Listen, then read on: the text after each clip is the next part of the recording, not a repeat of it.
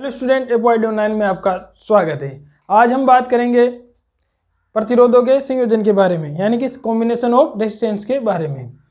Combination of resistance क्या होता है, यानी कि प्रतिरोधों को या रेजिस्टेंस को किसी भी इस प्रकार से जमाना, यानी कि किसी भी सर्किट जो होता है अपने उसमें अपन रेजिस्टेंस को किस प्रकार से जमाते हैं, यानी किस प्रकार से उसमें लगाते हैं, उसे क्या कहते हैं, कॉम्बिनेशन ऑफ रेजिस्टेंस कहते हैं। कॉम्बिनेशन ऑफ रेजिस्टेंस दो प्रकार का होता है। एक तो होता है सीरीज कॉम्बिनेशन, एक तो क्या होता है सीरीज कॉम्बिनेशन, दूसरा होता है पैरेलल कॉम्बिनेशन। दूसरा क्या होता है, पैरेलल कॉम्बिनेशन। दो प्रकार से किसी भी सर्किट में जो रेजिस्टेंस होता है उनको अपन कंबाइन कर सकते हैं दो तरह से, या तो सीरीज के रूप में या पैरेलल के रूप में। एक और होता है मिश्रित, यानी कि मिक्स्ड होता है, यानी कि जब उसमें क्या हो, सीरीज भी हो और पैरेलल भी हो, दोनों को मिलाकर भी अपन बना सकते हैं, उसे मिक्स्ड क्या होता है, मिक्स्ड कॉम्बिनेशन कहते हैं। तो हम इनकी एक एक करके बात करेंगे, साथ में इनके एग्जाम्पल भी लेते हुए चलेंगे। तो सबसे पहले बात करते हैं अपन सीरीज कॉम्बिनेशन की। सबसे पहले किसकी बात करेंगे अपन, सीरीज कॉम्बिनेशन की। सीरीज कॉम्बिनेशन, इस कॉम्बिनेशन में क्या होता है कि जो रेजिस्टेंस होते हैं वो किस में होते हैं, सीरीज में। किस में होते हैं, सीरीज में कंबाइन लगे हुए रहते हैं या कंबाइन रहते हैं। यानी कि किस तरह से, यानी कि एक के बाद एक। सीरीज का मतलब क्या होता है, एक के बाद एक। जैसा कि अपन देखते हैं दिवाली पे या किसी भी त्योहार में, फंक्शन पर अपन जो रोशनी करने के लिए अंधेरे में जो डिजाइन लगाते हैं उनको क्या कहते हैं, सीरीज। तो वही सीरीज है, उसमें जो बल्ब लगे हुए होते हैं वो क्या होते हैं, एक के बाद एक लगे हुए, यानी कि एक बल्ब लगा उसी में से करंट निकलेगा दूसरे में, यानी कि उसी प्रकार तीसरे में। इस तरह से एक के बाद एक वो जमे हुए रहते हैं सर्किट में। अगर गलती से कोई भी जैसे किसी भी बल्ब का तार कट हो जाए, यानी कि मान लीजिए 3 बल्ब लगे हुए हैं, ऐसे मान लीजिए 3 बल्ब लगे हुए हैं, ठीक है, ऐसे किसी प्रकार से 3 बल्ब लगे हुए हैं, B1 B2 और B3, 3 बल्ब लगे हुए हैं। अगर मान लीजिए किसी भी बल्ब का यहाँ से वायर कटो कर दिया अपन ने, तो तीनों ही बल्ब नहीं जलेंगे, तीनों ही बल्ब क्या हो जाएंगे, फ्यूज हो जाएंगे। यानी कि किसी भी बल्ब में जो उसकी ब्राइटनेस है वह 0 हो जाएगी, यानी कि वह फ्यूज हो जाएंगे। इसका मतलब यहाँ से क्या समझे अपन कि सीरीज कॉम्बिनेशन में जो करंट होता है वो क्या होता है, सभी जो रेजिस्टेंस होता है उनमें बराबर होता है। यानी कि किस तरह से जमाएंगे अपन, जो मान लो कि R1 दे दिया अपन ने ना, उसके बाद इसको R2 दे दिया, इसी तरह से ये R3 दे दिया, ठीक है, ऐसे। अब R1 R2 R3 दे दिया, यहां से अपन ने समझ लिया है कि इसमें क्या होगा, करंट बराबर होगी, यहाँ भी I तो यहाँ भी क्या होगी I, यहाँ भी I, यानी कि सभी रेजिस्टेंस में क्या होगा, एक ही करंट समान, एक ही करंट फ्लो होगा जिसकी वैल्यू क्या होगी, समान होगी सभी रेजिस्टेंस के लिए। बट क्या होगा, यानी कि करंट तो क्या हो जाएगी, करंट इक्वल, ठीक। लेकिन जो पोटेंशियल है वो क्या होगा, नॉट इक्वल। यानी कि सभी रेजिस्टेंस पे पोटेंशियल क्या होगा, अलग अलग होगा। यानी कि इस पर क्या हो जाएगा V1, इस पर V2 और इस पर V3। यानी कि सीरीज कॉम्बिनेशन के लिए जो इंपॉर्टेंट बात है वो क्या है कि इसके लिए जो करंट की वैल्यू है वह इक्वल होती है सभी रेजिस्टेंस के लिए।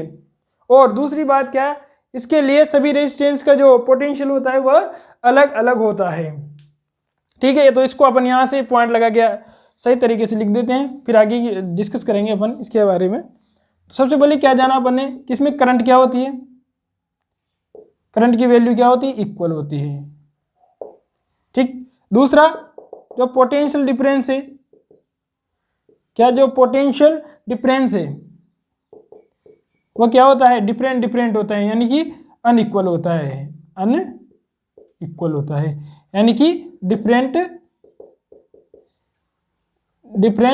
होता है। क्या होता है, डिफरेंट होता है, ठीक। तो यहां बना के देखते हैं अपन, R1 यहां दे दिया अपन ने, R2 इसके बाद, फिर R3 इसके बाद, सर्किट बना दिया अपन ने। सर्किट बनाते हैं तो क्या करना पड़ता है, बैटरी जोड़नी पड़ती है। बैटरी क्यों, क्योंकि पोटेंशियल डिफरेंस लगाने के लिए अपन को बैटरी जोड़ी जाती है। तो ये जो छोटा टर्मिनल है उसको माइनस दे देते हैं और जो बड़ा टर्मिनल है उसको प्लस दे देते हैं। प्लस से क्या होती है, करंट निकलती है, तो यहाँ से अपन आई दे देंगे। तो यहाँ भी क्या होगा, आई। मैंने क्या बताया कि करंट क्या होती है, इक्वल होती है सभी में आई, तो इसमें भी आई, सभी में आई फ्लो होगी। ठीक, लेकिन पोटेंशियल क्या है, पोटेंशियल अलग अलग होगा, यानी कि इसका हमने पोटेंशियल दे दिया V1, इसका दे दिया V2 और इसको दे दिया V3। ओम के नियम से, यानी कि फ्रॉम ओम्स लॉ, ओम्स के लॉ से अपन क्या जानते हैं कि V इक्वल टू क्या होता है, आई आर होता है। V equal to I R. तो नाउ फॉर R1 के लिए क्या होगा, V1, क्यों, क्योंकि अपन ने दे दिया पोटेंशियल अलग अलग है, तो V1 बराबर, यानी V1 equal to I R1। इसको समीकरण 1 दे दिया, इसको समीकरण 2 दे दिया। उसके बाद फॉर R2 के लिए कितना होगा, R2 के लिए कितना हो जाएगा, V2 equal to I R2, क्योंकि करंट इक्वल है। एंड इसको मिटा देता हूं मैं। उसके बाद फॉर R3 के लिए कितना हो जाएगा, V3 equal to I R3, V3 equal to I R3, क्योंकि करंट तो क्या है, सभी में समान है लेकिन पोटेंशियल अलग अलग है। तो यहाँ से फ्रॉम, तो टोटल, तो वो जो सर्किट था अपना वो मिटा दिया, दोबारा बना देते हैं। R1 R2 R3, potential difference लगाया हुआ था अपन ने, माइनस और प्लस, यहाँ V1 दिया हुआ था, ये V2 था, ये V3 था, ये I, ये भी I और ये भी I, यहाँ से I निकली, इसमें I पोटेंशियल V। ठीक, इसका जो इक्विवेलेंट सर्किट है, यानी कि इन जो R1 R2 R3 है, उन सभी रेजिस्टेंस को अपन एक R इक्विवेलेंट रेजिस्टेंस में से रिप्लेस कर सकते हैं। तो उसको किस प्रकार से बनाते हैं अपन सर्किट में, R इक्विवेलेंट और ये V। ठीक है, ये V, ये R इक्विवेलेंट, ये I जा रही है इसमें से, ठीक, माइनस और प्लस। तो यानी अपन को क्या करना है कि मान लीजिए किसी सर्किट में R1 R2 R3 दिया हुआ है, तो इन तीनों की जगह अपन एक ऐसा सर्किट लगा सकते हैं जो जिसकी वैल्यू क्या हो, R इक्विवेलेंट के बराबर हो। तो सीरीज में R इक्विवेलेंट कितना होगा वो निकालते अपन। तो फ्रॉम इक्वेशन 1 2 3 एंड 4 क्या हो जाएगा, V बराबर आई आर था। ठीक, तो टोटल पोटेंशियल, तो V क्या हो जाएगा, V1, V बराबर किसके बराबर होता है, total potential V1 plus V2 plus V3 के। यहाँ से वैल्यू रखो फ्रॉम इक्वेशन 1 2 3 और 4 से। तो फ्रॉम इक्वेशन से ये कह दिया अपन ने कि V बराबर आई आर था, तो V बराबर टोटल पोटेंशियल कितना, V बराबर V1 plus V2 plus V3।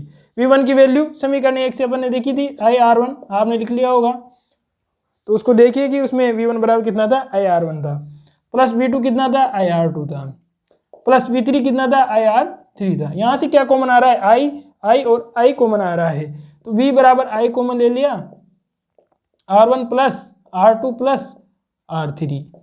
V की जगह क्या रखेंगे, V बराबर आई आर, तो क्या हो जाएगा इधर से, V बराबर की जगह आई आर लिख दिया अपन ने, ये I और R, छोटा I लिया है सिंबल, तो अपन क्या करेंगे, स्मॉल I ले लेंगे सब जगह, कोई दिक्कत नहीं है। स्मॉल आई आर बराबर small I R1 plus R2 plus R3। ठीक, तो I से I कैंसिल आउट, तो R इक्विवेलेंट, यानी कि R कहो या R इक्विवेलेंट नाम दे दो इसको, क्योंकि टोटल रेजिस्टेंस आ गया है R1 plus R2 plus R3। तो ये जो भी अपन जो क्वेश्चन करेंगे अपने न्यूमेरिकल करेंगे, अगर उनमें कहा गया है कि कोई जो रेजिस्टेंस है उनकी वैल्यू दी हुई, मान लीजिए 1 ओम है, 2 ओम है, 3 ओम है, इस तरह से, यानी कि 1 2 3 ओम दे रखा है, अगर उनको कहा गया है कि ये सीरीज कॉम्बिनेशन में जुड़े हुए हैं सर्किट में, तो उनका आर इक्विवेलेंट कितना होगा, तो हम इस फॉर्मूले के द्वारा आर इक्विवेलेंट निकाल सकते हैं। उसके बाद बात करते हैं अपन पैरेलल कॉम्बिनेशन की। पैरेलल कॉम्बिनेशन की ऐसा करते हैं, पैरेलल कॉम्बिनेशन की बात करें उससे पहले इसका एक एग्जाम्पल देख लेते हैं। तो एग्जाम्पल से समझते हैं, अच्छे से समझ में आएगा। एग्जाम्पल ले लेते हैं। मान लीजिए कि रेजिस्टेंस कितने, रेजिस्टेंस R1 दिया हुआ है अपने पास 2 ओम, R2 दिया हुआ है 3 ओम और R3 दिया हुआ है क्या 5 ओम। ठीक, ये तीनों क्या है, किसमें है, सीरीज कॉम्बिनेशन में लगे हुए हैं, सीरीज कॉम्बिनेशन में है।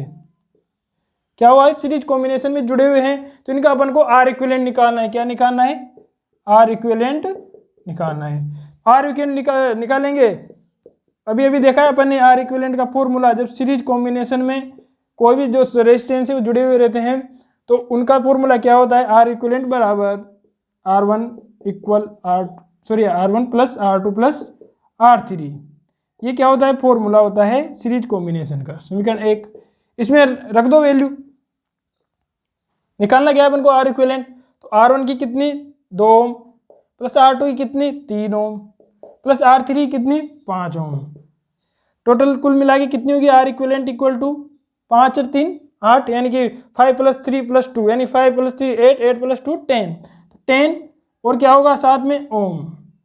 Are equivalent equal two ohm, यानी कि अगर किसी भी सर्किट में R1 जो 2 ओम है वो 3 ओम है और 5 ओम है, यानी कि 2 ओम 3 ओम एंड 5 ओम अगर किसी सीरीज कॉम्बिनेशन में जुड़े हुए हैं तो हम इन तीनों को लगाने की बजाय डायरेक्ट 10 ओम जो 10 ओम है उस रेजिस्टेंस से रिप्लेस कर सकते हैं।